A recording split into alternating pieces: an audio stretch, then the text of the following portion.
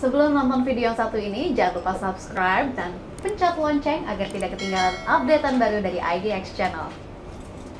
Tadi sudah Anda jelaskan pengajuan utang ini tentu memiliki pertimbangan yang cukup matang oleh pemerintah dengan penambahan utang, bagaimana kemampuan pengelolaan, kemampuan untuk melakukan pembayaran begitu.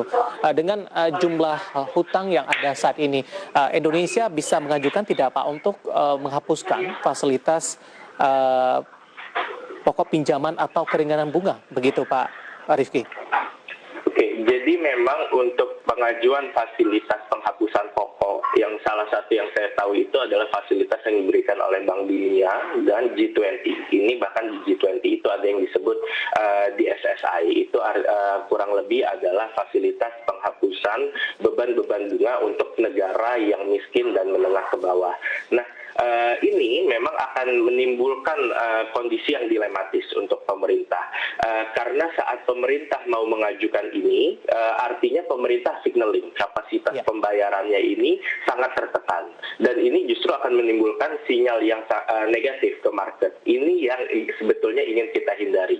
Artinya saya melihat kalau memang pemerintah nggak butuh-butuh banget, jangan terlalu mengajukan misalnya ke level G20 atau penghapusan beban bunga utang, karena ini bisa jadi menimbulkan signaling yang negatif untuk surat utang kita yang sudah ada di market. Tapi kalau fasilitasnya ini bukan by proposal, tapi memang mendapatkan facility direct dari Bank Dunia misalnya, saya rasa justru ini adalah opsi yang ideal, karena ini justru akan meringankan beban, terutama pembayaran beban bunga di APBN.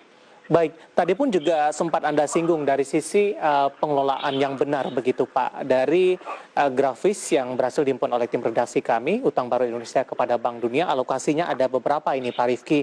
400 juta reformasi inklusi dan ketahanan sektor keuangan nasional, 500 juta dolar Amerika Serikat, penanganan pandemi COVID-19, dan 800 juta Amerika Serikat, reformasi kebijakan investasi dan perdagangan. Bagaimana Anda melihat poin-poin dari alokasi ini Pak Rifki? Saya rasa by allocation kita perlu pahami, ini kita tidak bisa langsung membandingkan nominal, apakah misalnya alokasi untuk kesehatan itu relatif lebih kecil ketimbang untuk investasi atau pendalaman pasar keuangan. Tapi memang ini by kebutuhan. Jadi saya rasa sejauh ini kalau memang dirasa kebutuhannya itu untuk kesehatan sebesar sekian, saya rasa tidak ada masalah gitu. Tentu saya harus melihat lagi lebih detail kira-kira nanti penggunaannya akan seperti apa, dan harus terus kita pantau. Tapi kalau kita membandingkan dengan stimulus spend pun gitu, secara nominal kesehatan bukan paling besar. Perlinsos itu lebih besar karena memang ini sesuai kebutuhan dan kegunaan.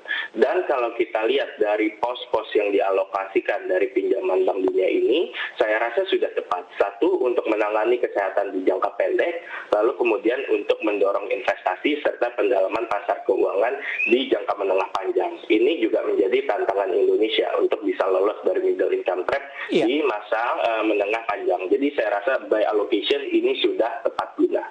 Baik.